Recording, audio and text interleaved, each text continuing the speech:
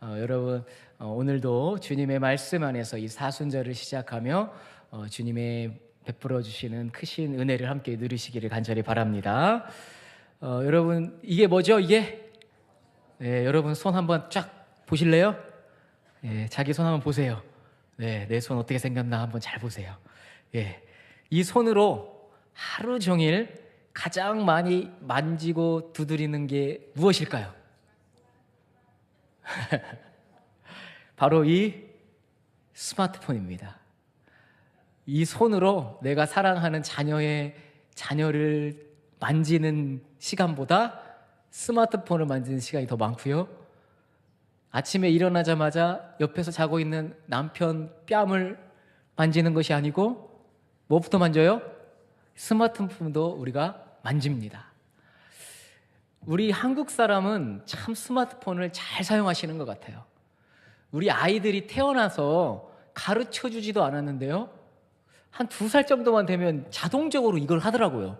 걔네들은 어떻게 이걸 하는 거예요? 너무 신기해요. 근데 이제 여기 계신 분들 중에 어르신들도 계신데, 어르신들도 우리나라 사람들이 진짜 잘 사용하세요. 이거를 사진도 잘 찍으시고 유튜브도 잘 보시고 메시지도 잘 보내세요. 쉽지 않은 건데 그만큼 우리나라 사람들이 스마트폰을 많이 사용한다는 뜻입니다. 현재 세계에서 가장 공신력 있는 모바일 데이터 분석 업체인 데이터 AI라는 기업에서 이런 우리나라 사람들이 너무 신기했나 봐요.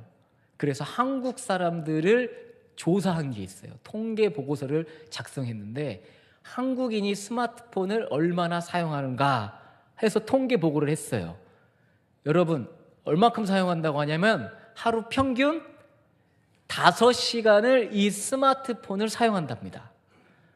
그런데 여러분 하루에 한 7시간 정도 잔다고 쳐보죠.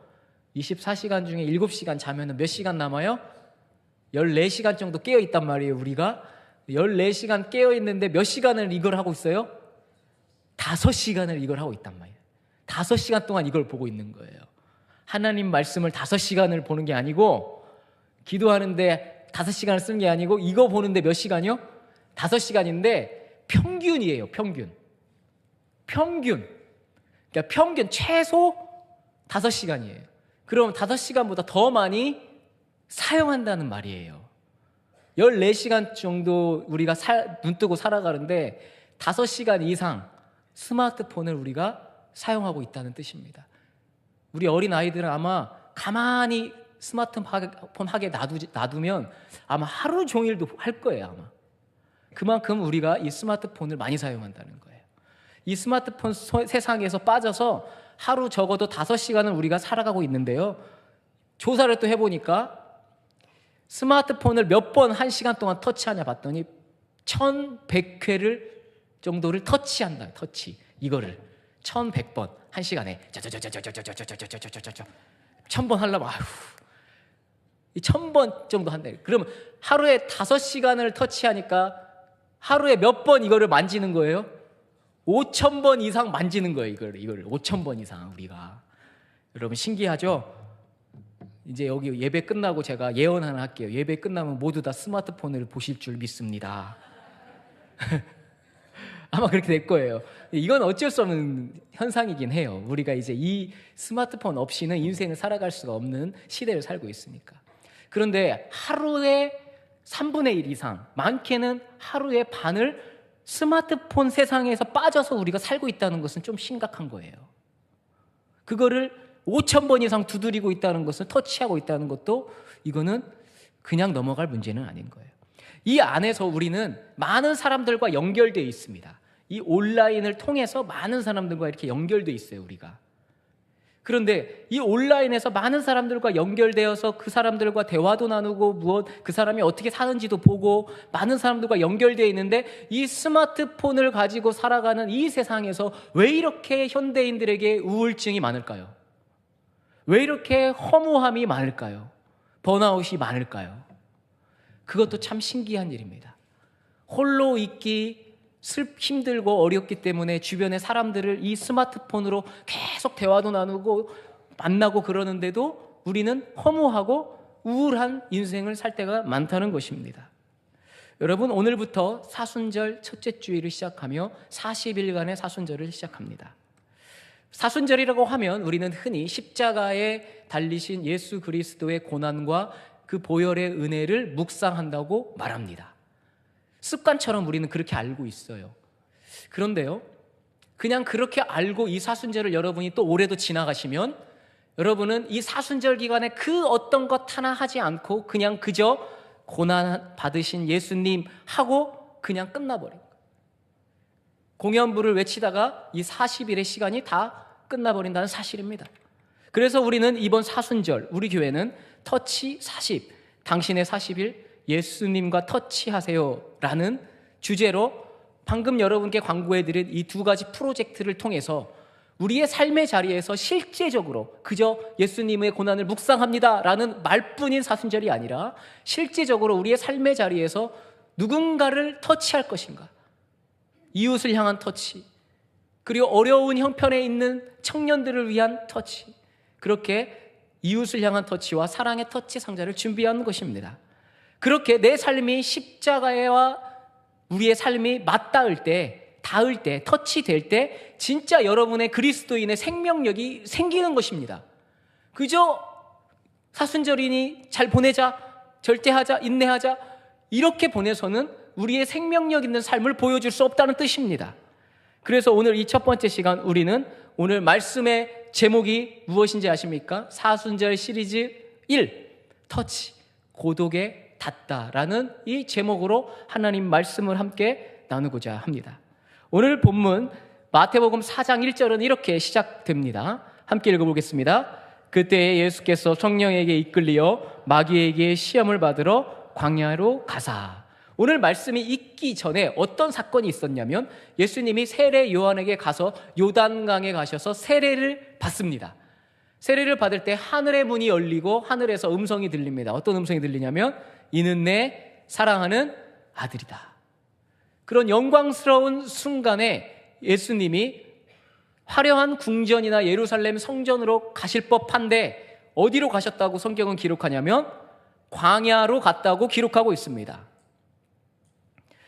메마른 광야로 가셨는데 말씀에 보면 성령에게 이끌리어 가셨다 이렇게 표현합니다. 즉 예수님이 스스로 가신 게 아니고 이끌리어, 수동적으로, 수동태로 쓰였거든요. 이끌리어 성령의 강권적인 인도하심으로 광야로 가셨다는 것입니다. 여기서 말하는 광야가 도대체 무엇일까요? 여러분, 우리가 흔히 광야라고 하면 우리의 문화적 이미지로 생각합니다. 여러분 성경을 읽으실 때 우리 문화로 성경을 읽으면 성경을 제대로 읽을 수가 없습니다. 우리 문화를 벗어나셔야 되는 거예요. 2000년, 3000년 전에 쓰여진 이 성경에 쓰였던 그때 당시의 배경을 고려해야 되는 것이죠. 광야라고 하면 우리 흔히 붉은 모래 사막 같은 것을 우리는 떠올립니다. TV에서 그런 걸 많이 보셨으니까 그렇습니다. 그런데 오늘 예수님이 가신 광야가 그러면 그러한 광야인가? 이를 알기 위해서 우리는 이스라엘이 어떤 지형이었는지 알 필요가 있습니다. 이스라엘의 지도인데요. 여기 옆에 보시면 이 지도에 서쪽 편에 바다가 있어요. 거기가 지중해예요. 그러니까 지중해가 있고 저기 색칠이 탁 채워져 있는 곳이 이스라엘 땅입니다. 이렇게 가로로 구분이 되어 있는데 이 지중해와 맞닿아 있는 지형이 뭐냐면 해안 평야지대입니다. 뭐라고요? 해안 평야지대. 여러분 이걸 알고 있으면 성경을 읽을 때 매우 유익합니다. 그리고 그 바로 옆에 뭐가 있냐면 중앙 산악지대. 처음에는 해안 지역에 붙어있는 평야지대가 있고요. 우리 김제처럼 평야지대가 있고 그 바로 옆에 지형이 뭐냐면 산악지대예요. 산이 많은 산악지대. 고도가 높겠죠. 그리고 그 옆에 또 뭐가 있습니까? 요단강이 있는데 그 요단 계곡지대가 있습니다. 그리고 색칠되어 있지 않는 동편의 흰색 부분이 요단 동편 지역입니다. 그 요단 동편 지역에서 우리 이스라엘 백성들이 요단강을 건너서 가나안 땅, 즉 이스라엘 땅으로 들어온 거거든요. 그리고 이 그림의 지도의 제일 마지막 남쪽 밑에 부분이 네게부라는 데가 있는데 이 네게부는 광야예요. 네게부도. 그래서 네게부라고 쓰인 우리말은 거의 다 남방, 남쪽으로 구약 성경에 쓰였어요. 그게 거의 대부분 네게부 광야를 말합니다. 여기서 중요한 거는 세 가지 지형인데요. 해안 평야지대, 그리고 두 번째는 중앙 산악지대. 세 번째는요, 요단 계곡지대가 있습니다. 자, 그런데 이렇게 다른 지형이 생긴 이유는 고도 차이 때문에 그렇습니다. 잘 보이실지 모르겠는데 이 이스라엘 지형의 고도가 많이 차이가 납니다. 예루살렘 성전이 있는 예루살렘에 시온산이 있습니다. 그래서 성경에서 시온산은 예루살렘 성전을 뜻합니다. 이 시온산의 높이가, 고도가 774m 정도 돼요. 그리고 예루살렘 건너편에 있는 감람산, 올리브산 아시죠? 감람산은 811m 정도 됩니다. 그렇게 중앙 산악지대의 높이가 이렇게 높아요. 그런데 요단 계곡지대에 있는 도시가 무엇이냐면 여리고예요. 여러분 여리고 아시죠? 여리고를 성을 돌아서 무너뜨렸잖아요, 여호수아가. 그 여리고는 고도가 어떠냐면 마이너스 252m예요. 지중해보다 낮아요. 마이너스 252m. 그리고 예루살렘 성전에 있는 바로 옆에 있는 바다가 하나 있는데 그것을 사해라고 부릅니다. 염해, 소금물, 사해. 그 사해는 마이너스 400m예요. 자, 그러니까 해안 평야지대, 이렇게 평야지대로 이렇게 오다가 그 위에 바로 옆에 뭐가 있어요? 산악지대. 이렇게 700m, 800m 되는 산악지대가 있다가 마이너스로 떨어져요. 계곡지대. 쭉 이렇게 떨어지는 거예요. 이러한 지형을 가지고 있다는 겁니다, 이스라엘이. 이러한 지형이 갖춰져서 이스라엘의 지형과 기후를 한번 찾아보면 이렇습니다. 서쪽엔 아까 말씀드린 대로 지중해가 있다고 했습니다. 다음 사진이요. 지중해가 있습니다. 이 지중해에서 편서풍이 부르는데 비구름이 이렇게 비바람이 불어칩니다. 그리고 여기 남쪽에서는 아라비아 사막에서 열풍이 불어옵니다. 아라비아 사막은 여러분이 생각하시는 그 붉은 모래사막이에요. 거기서 열풍이 불어오고 이쪽에서는 비구름의 편서풍이 불어옵니다. 이렇게 이스라엘 이 지형에서 딱 그 두 바람이 만나게 되어 있습니다. 그래서 유대 산지 단면도를 딱 보시면 이렇게 돼 있어요. 지중해 바로 옆에 해안 평야지대가 있는데 그 평야지대를 쉐펠라라고 불러요. 히브리어로 쉐펠라. 그리고 그 위로 쭉 올라가서 산악지대가 나오고, 그리고 쭉 밑으로 내려가서 요단 계곡지대가 나오는데 사해가 마이너스 400m까지 떨어지니까 가파르게 이렇게 지형이 떨어지는 거예요.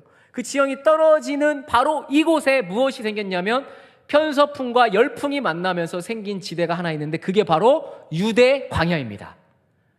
그러니까 예수님이 가신 곳은 바로 이 유대 광야예요. 사하라 사막 같은 붉은 모래사막이 아니란 뜻입니다. 지금 사진에서 보시다시피 메말라 보이는 황무지 같은 곳입니다. 바위가 많고 돌들이 많은 황무지가 유대 광야예요. 여기도 비가 오긴 옵니다.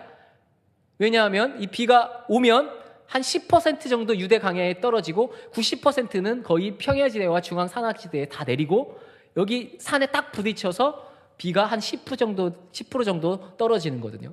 비가 오면 여기에 또 풀이 납니다. 희한하죠? 풀이 납니다. 그러다가 또 건기가 되면 이렇게 황무지로 변하는 것이죠. 바로 이곳이 예수님이 가셨던 유대 광야입니다. 그래서 마가복음 1장 13절 말씀에 보면 이런 말씀이 있어요. 같이 한번 읽어볼까요?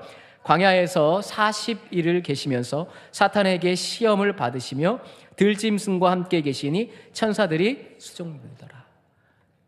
사하라 사막, 붉은 모래 사막이 아닌 광야 지대이기 때문에 누가 살았냐면 들짐승이 살았다. 들짐승. 사막이었으면 그냥 뭐 정갈 정도 살았겠죠. 들짐승과 함께 있었습니다. 그런데 여기에서 우리말 광야로 번역된 헬라어 단어가 에레모스입니다. 뭐라고요? 에레모스. 기억해 두시기 바랍니다. 에레모스인데 이 뜻이 뭐냐면 고독한, 쓸쓸한, 적막한, 홀로 있다는 거예요. 고독하다는 거예요. 홀로. 그래서 여기는 사람이 살까요, 안 살까요? 안 삽니다. 들짐승만 있는 거예요. 예수님이 사람이 아무도 없는 이 유대 광야 에레모스에 홀로 고독히 단독자로 서 있다는 뜻입니다. 이것을 바탕으로 예수님이 받으신 이 시험에 관한 이 말씀을 읽으면 더욱 풍성하게 우리가 이 말씀을 이해할 수가 있습니다. 마태복음 4장 3절 말씀 같이 읽어볼게요. 시험하는 자가 예수께 나와서 이르되 내가 만일 하나님의 아들이거든 명하여 이 돌들로 떡덩이가 되게 하라. 만약 사막이었으면 돌들이 없었겠지요. 그런데 이 황무지 같은 곳에는 돌이 많았습니다. 그래서 이 돌들로 복수로 사용했죠. 돌들로 무엇을 만들어라? 떡덩이를 만들어라. 이 떡도 우리가 잘 이해해야 되는데 우리가 생각하는 떡이 아닙니다. 이 떡으로 쓰인 헬라 단어가 아르토스인데 원래 이스라엘 사람들이 먹던 주식을 뜻해요. 이스라엘 사람들이 먹는 주식은 빵이었거든요. 근데 이 성경을 번역할 때 우리 못 살 때 빵이라는 게 우리나라에 없었어요. 그럼 번역하려면 우리나라 문화에 빵과 비슷한 게 뭐였어요? 그때 당시에는 떡이었어요. 떡. 그래서 떡으로 번역한 거거든요. 그러니까 이거는 이제 오늘날 우리 빵 잘 먹잖아요. 여기 다 빵순이들 계시죠? 빵 먹으러 많이 다니시잖아요. 그래서 이 아르토스는 이스라엘 먹는 주식을 뜻하기 때문에 우리말로 좀 편하게 하면 밥이라고 볼 수가 있어요. 그러니까 빵이라고 볼 수가 있습니다. 이 돌을 뭘로 만들어라? 빵으로 만들어라. 이렇게 시험한 거예요. 이 시험의 첫 번째 시험은 무엇에 대한 시험이냐면 정체성에 대한 시험입니다.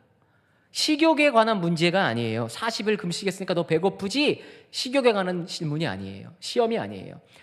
여기에서 마귀는 이렇게 질문합니다. 내가 만일 하나님의 아들이거든. 내가 만일 가정법, if 가정법이에요. 네가 만일 하나님의 아들이면 이 돌로 빵을 만들어서 먹어. 너 40일 금식해서 배고프지? 이렇게 말하는 거예요. 이렇게 그의 정체성을 의심하는 시험을 던집니다. 너 이거 못 만들면 너 하나님의 아들? 아니야. 이렇게 시험한 것이죠.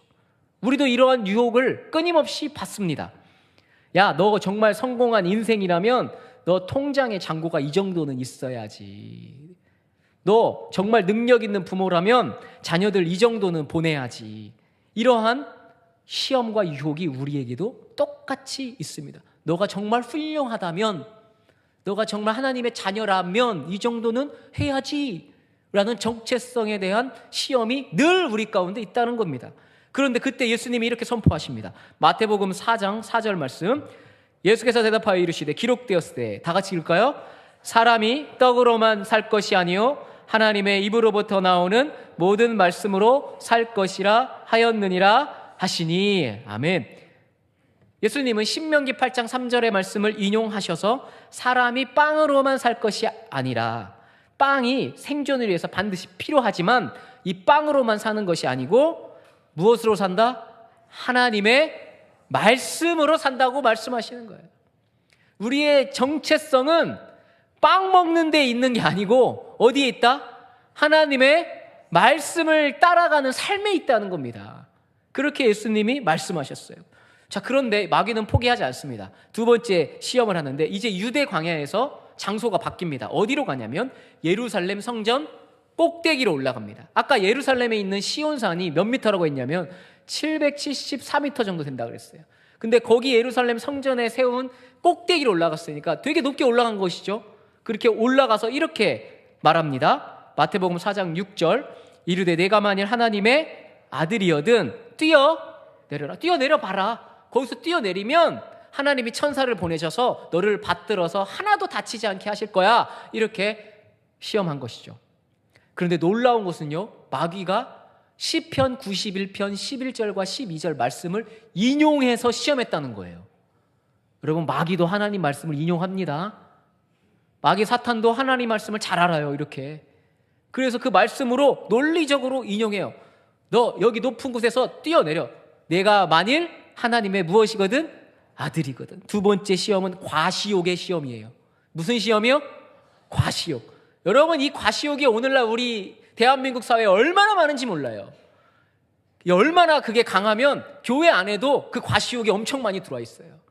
나를 드러내야 되고 나를 과시해야 되고 내가 무엇인가 빛나 보여야 된다는 거예요.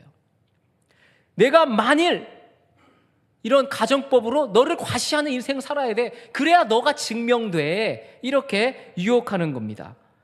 요즘 사람들이요, 이 스마트폰에 얼마나 많은 걸 과시하는지 몰라요. 여러분, 여기서 보면은 인스타그램이나 뭐 페이스북, 유튜브에 다 무슨 이야기가 있는 줄 알아요?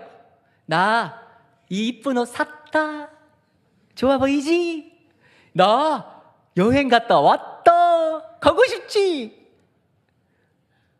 야, 나 이번에 좋은 직장에 취업했다. 부럽지? 다 여기 뭐가 들어있어요? 다 과시요, 과시. 근데 그게 진짜예요, 가짜예요? 가짜예요. 여기에 내가 맛있는 거 먹은 거, 내가 어디 간 거, 다 그거 좋은 것만 들어가죠. 여기에다가, 야, 나 사업 망했어. 봐라. 야, 나 시험 떨어졌어. 봐라. 야, 나 망했어. 봐라. 이런 거 올리는 사람 있어요, 없어요? 없어요. 다 가짜예요, 다 가짜. 뭐 하기 위해서? 과시하기 위해서.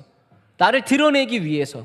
그렇게 우리 존재를 증명하라고 그 세상이 말하는 과시욕에 우리도 빠져 있다는 거예요. 여러분, 이 과시욕에서 벗어나시기 바랍니다. 여러분, 과시하지 않아도 여러분의 존재 자체만으로도 하나님의 사랑받는 자녀인 줄 믿습니다. 예수님께서 단호하게 이렇게 선포하셔요.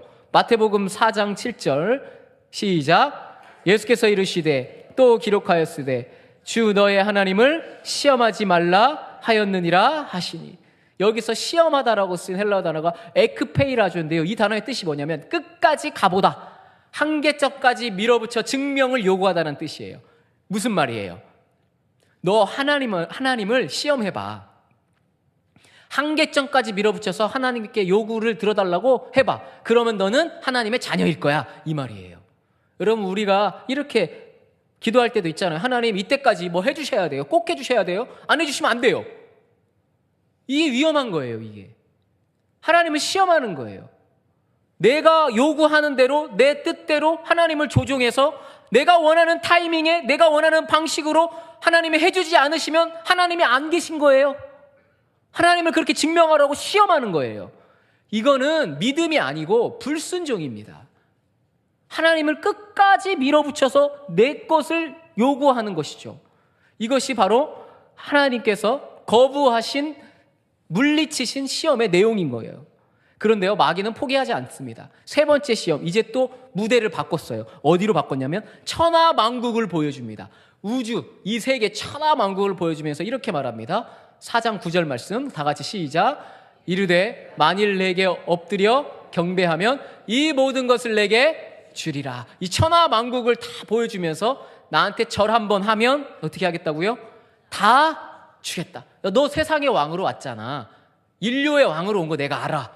뭐 굳이 십자가에 달려 죽으려고 그래? 왜 굳이 고난받아서 왕이 되려고 해?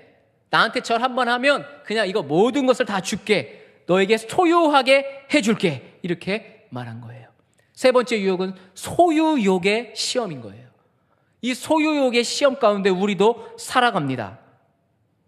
여러분, 뉴스에 보면 이런 거 많이 보시죠? 어떤 높은 관직에 있는 사람이 자기 아들, 딸을 막 기업에 그냥 막 꽂아주는, 흔히 막 낙하산 인사, 그런 거 많이 보셨죠? 그런 거 보시면 여러분 마음이 어때요? 아유, 저거 아유, 저거 어떻게 저렇게 살 수가 있어? 막 그렇게 우리가 욕하고 막 손가락질 한단 말이에요. 그런데요, 여러분도 만약 그 자리에 가면 그 사람보다 더 할 거예요. 더 많은 걸 얻으려고 하고요, 더 많은 성공을 바라고 소유하려고 할 겁니다. 욕하지 마세요. 그 사람이나 나나 내가 그 자리에 없을 뿐이지, 내가 그 아들이 되지 못한 게 억울할 뿐이지. 똑같아요. 저도 삼성전자 아들로 태어났으면 제가 이 자리에 있겠어요, 없겠어요? 거기까지만 합시다. 다 그렇다는 거예요. 욕할 게 없어요. 손가락질 할 게 없어요. 내가 그 자리에 가면 나도 똑같다는 거예요. 왜냐하면 우리는 다 무엇이 있으니까? 소유욕. 이 소유욕이 엄청나요, 우리가. 그래서 세상 사람들은 말하잖아. 야, 예수 믿는 거 좋아. 이번 딱, 그렇죠. 어떻게 이렇게 잘하세요? 딱 한 번만 눈 감으면 이렇게 많은 걸 얻을 수 있어. 얘기합니다. 야, 이번 딱 한 번만 세상 방식대로 해봐. 너 그렇게 해서 아무것도 못해. 이렇게 얻을 수 있어.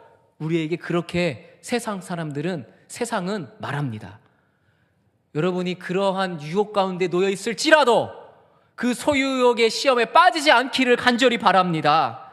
마귀는요, 정체성에 그리고 과시욕의 이 소유욕의 이 시험을 내가 만일이라는 if 가정법으로 계속 우리를 시험하고 유혹합니다.